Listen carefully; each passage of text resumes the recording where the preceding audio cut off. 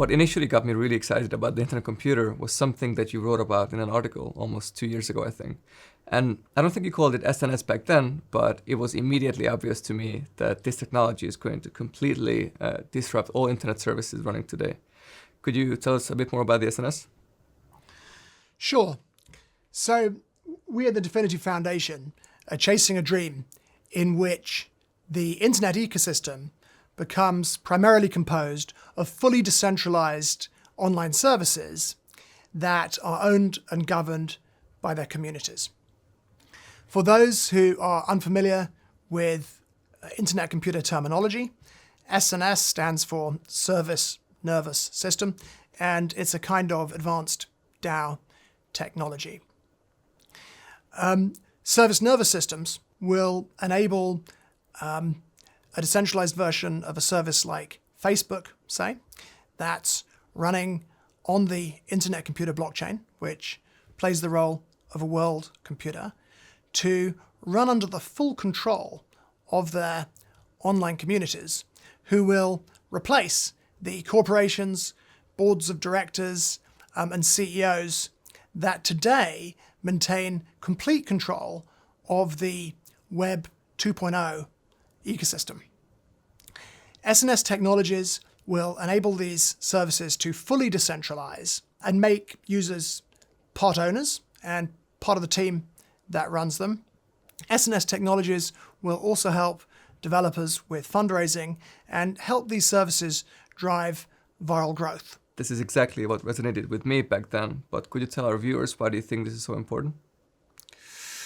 Well, the internet provides humanity with a permissionless public utility. And nobody needs permission to connect, and nobody needs permission to build something that's served over the internet. And that's driven, all kinds of innovation and economic growth and provided social freedoms and so on. Meanwhile, the Web 2.0 services such as Facebook and Google that are served over the decentralized internet have taken things in completely the opposite direction. These services have become incredibly valuable because they aggregate and monetize user data. But once that data has been aggregated, it's locked inside, and only the corporation running the service can use that data, and permissionless innovation by outside developers becomes completely impossible, which has made the internet far duller than it should be. But although user data is what makes these services valuable, users don't have any stakes in them, and they have no say over how their data is processed or what kind of features are provided to them. Quite the opposite. They're made to sign terms and conditions that give away everything to the corporation. We want to change this dysfunctional model by building a service on the internet computer and fully decentralizing it with a service nervous system. Users can be made part owners and part of the team that runs the service. So the resulting full decentralization is much fairer and more engaging for users. The service can be fully tokenized and add much more compelling features than would otherwise be possible. Developers can run decentralization sales to raise funds for more work and the development of the service. And open and permissionless innovation again becomes possible. For all these reasons, we believe that this model and variations of it will completely transform the internet ecosystem as we know it in the coming years. You might recall that in January 2021, I wrote a very long post that outlined a 20-year roadmap for the internet computer. The availability of service nervous system technology realizes an important part of that and is going to greatly accelerate our progress down that path. So, without getting too technical, could you explain to our viewers how this works? Well, first of all, the internet computer isn't like other blockchains. It uses advanced cryptography and math to provide the world with true world computer utility. This means it's possible to build even demanding mass market Web3 services like social networks such that they run entirely from the blockchain itself. This is very different to when someone says that a Web3 service is built on blockchain XYZ. What that actually means is that the service is built using centralized traditional IT like cloud computing services, and the blockchain is just used to store a few tokens, NFTs, and clips of data, and that's because they're too slow, thousands of times more expensive to use, and lack key capabilities such as web serving. Because Web3 services can run entirely from the internet computer itself without any need for traditional IT, and because they're built from something called smart contract software, that makes it possible to run them under the full control of a DAO, such as the service nervous system, for the very first time. All right, now you mentioned DAOs a few times. Could you run through what a DAO is? A DAO is something called a decentralized autonomous organization, and it's what the blockchain world uses for on-chain governance. And in the future, for Web3 projects and other kinds of technology and finance projects, DAOs are going to largely replace traditional organizational frameworks provided by governments such as corporations, foundations, partnerships, trusts and funds. And they're effectively, automated digital democracies that are resident in cypherspace.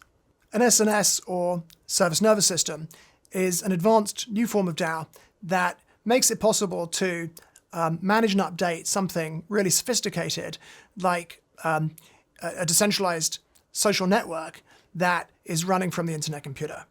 The purpose of a DAO is first and foremost to remove centralized control, but also to remove the administrative overhead of running something like a corporation and all of the bureaucratic legal and accounting headaches that come with that, leaving just the community and code. A service nervous system becomes the brain of a Web3 service, mediating the wishes of its community of governance token holders. And because it runs entirely in extra-national cypherspace, it's absolutely ideal for international concerns or projects that involve international teams and have worldwide user bases. Part of the process involves a decentralization sale. Could you explain what that is and how assignment to an SNS is sequenced? Sure. So first of all, before anything happens, you need to create a Web3 service on the internet computer. That could be something like OpenChat, which already has many tens of thousands of users, or it could be something much more nascent. The next step is to submit a proposal to the network nervous system, which is the governance DAO that runs the internet computer blockchain.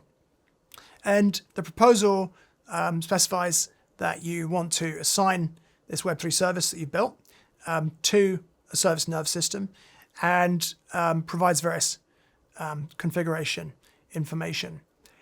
If the network nervous system adopts your proposal, it spins up a new service nervous system and assigns control of your Web3 service to that service nervous system. And from that point, you can never configure and update that Web3 service directly again. But initially, of course, the service nervous system also can't configure and update this Web3 service because it hasn't yet got a community that can vote on update proposals, for example. So the first thing the service nervous system does is create a ledger of governance tokens. And the next thing after that is to get them into the hands of the community. So the service nervous system runs what's called a decentralization sale, in which it sells these governance tokens to the public.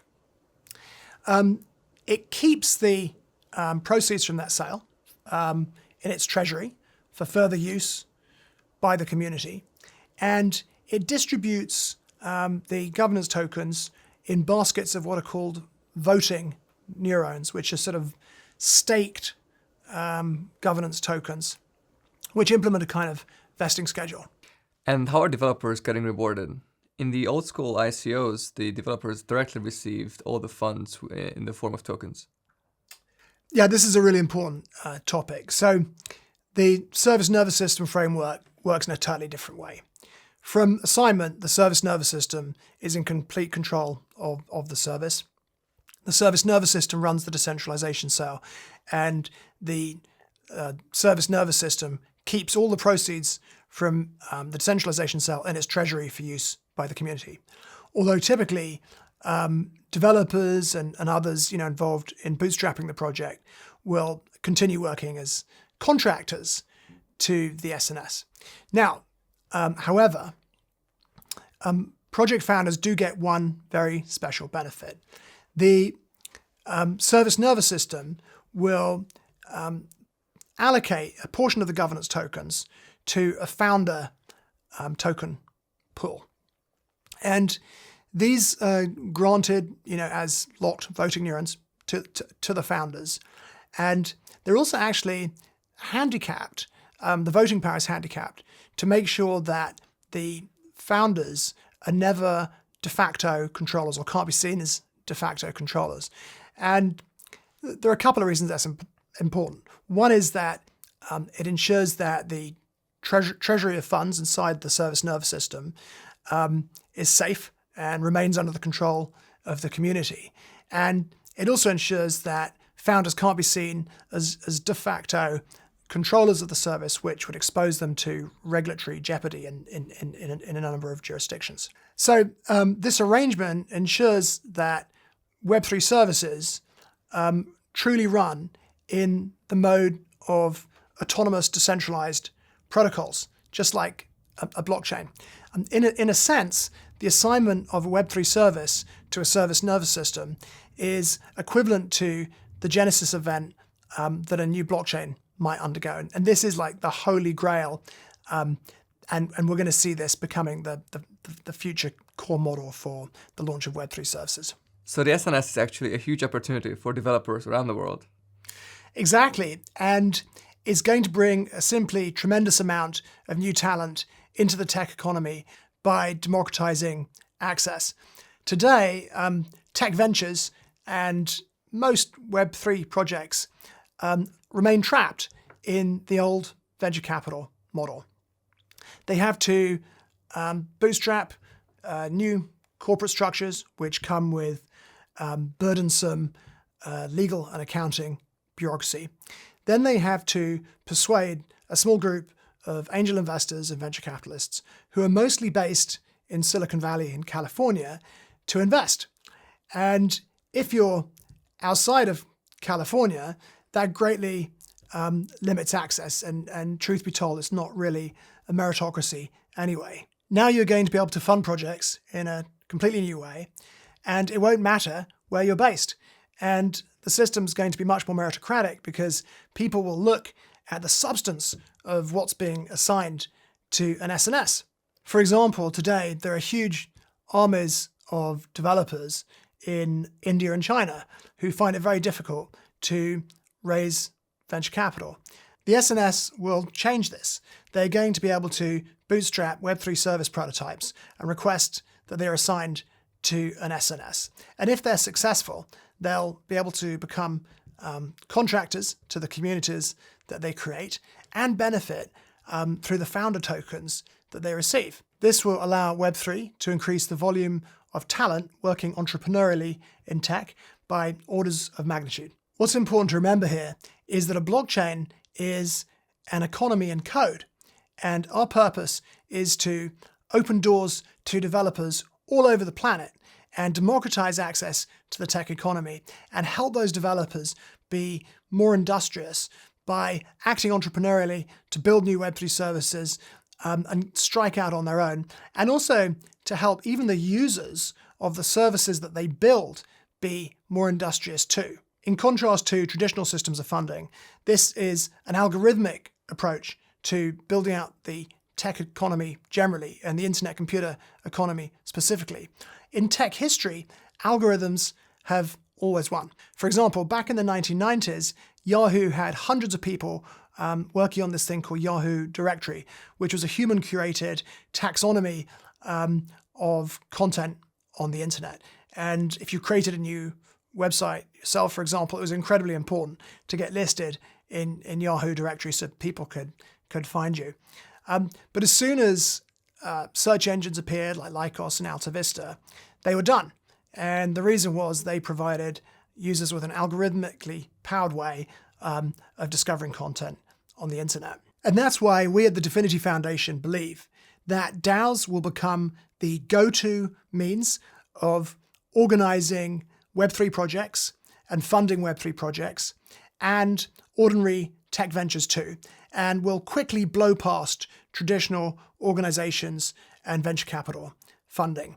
That's the future that we cherish here at DFINITY, and that's the future we've been working towards for years.